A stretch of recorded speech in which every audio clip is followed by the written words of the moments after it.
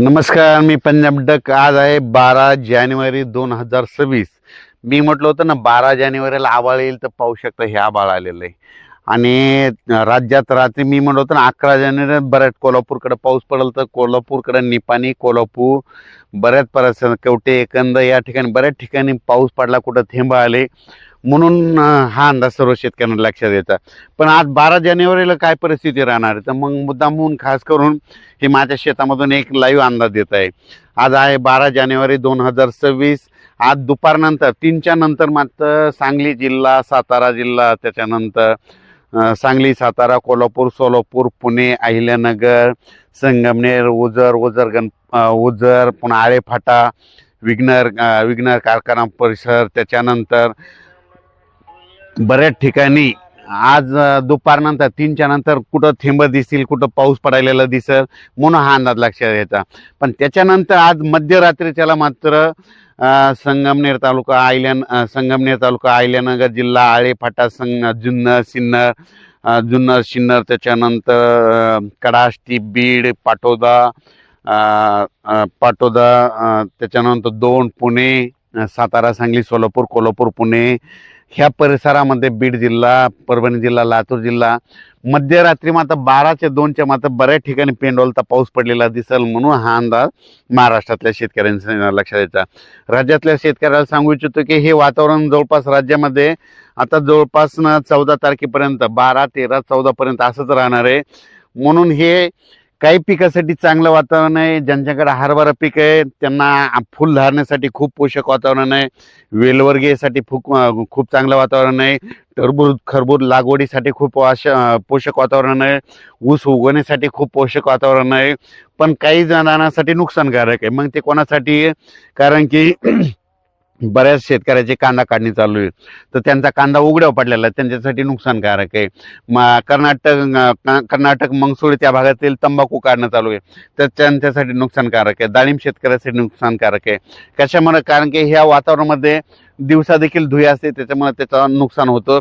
म्हणून त्यांनी बुरशीनाशकाची फवारणी करून आणि आपल्या पिकाचं नियोजन करायचं त्यांनी त्यांचं स्वतः करावे.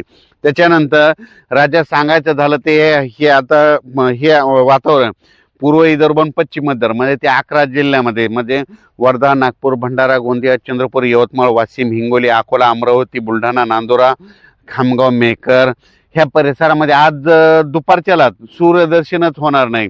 खूप ढगाळ येईल, असं वाटतं पाऊस येईल का, फक्त तुरळक ठिकाणी थेंब येतील. विदर्भात काही पाऊस पडणार नाही, म्हणून तुरीचं काही तुमच्या नुकसान होणार नाही, म्हणून हा अंदाज सर्व शेतकऱ्यांनी लक्षात घ्यायचा.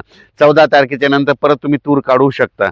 त्याच्यानंतर उत्तर महाराष्ट्राकडे देखील हे काय होणार आहे, 13-14च्या दरम्यान परत हे वातावरण उत्तर महाराष्ट्राकडे जाणार आहे, म्हणून उत्तर महाराष्ट्रातल्या शेतकऱ्यांनी हा अंदाज लक्षात घ्यायचा. काय झालं, हे पाऊस येण्याचं कारण काय झालं, तामिळनाडू, चेन्नई आणि बंगालच्या खाडीमध्ये एक चक्रीवादळ आहे. त्या चक्रीवादळ काय झालं, ते चक्रीवादळ तामिळनाडू, केरळमध्ये पाऊस तिकडे आज खूप पडणार आहे. आणि त्याचा असर काय होणार आहे, आंध्र प्रदेशला फटका बसणार आहे, कर्नाटकला बसणार आहे. त्याच्यामुळे त्याचा असर आपल्या महाराष्ट्राला बसणार आहे, म्हणून हा अंदाज सर्व शेतकऱ्यांनी लक्षात द्यायचा. त्याच्यानंतर 15 जानेवारीच्या नंतर लगेच परत वातावरण पुन्हा सुरूच होईल, पुन्हा थंडी चालू होईल, म्हणून हे देखील सर्व शेतकऱ्यांनी लक्षात घ्यायचं. पण आता याच्यानंतर 20 जानेवारीच्या नंतर पुन्हा वातावरणात थंडी कमी कमी होत जाणार आहे, म्हणून हा अंदाज लक्षात घ्यायचा.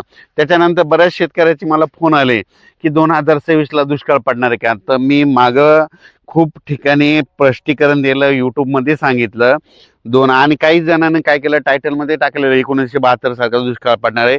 त्यांनी ते टायटल टाकलेलं आहे, म्हणजे हेडलाईन टाकलेली.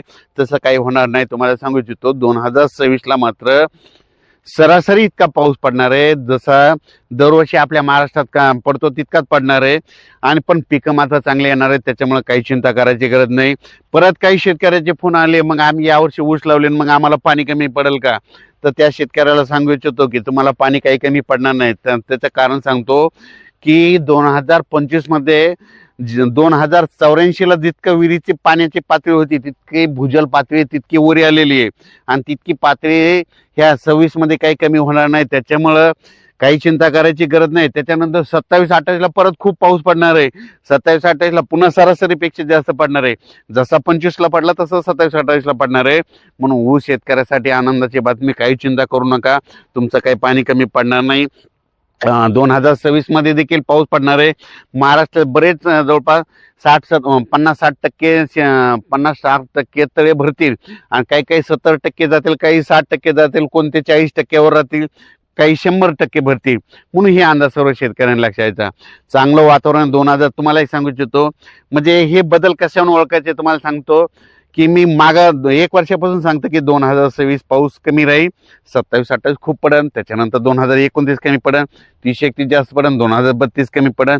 आता यापुढे एक गोष्ट लक्षात घ्या, जर 2 वर्ष जास्त पाऊस पडणार, 1 वर्ष कमी पडणार आणि त्या 2 वर्षामध्ये 1 वर्षाची सरासरी करून टाकणार.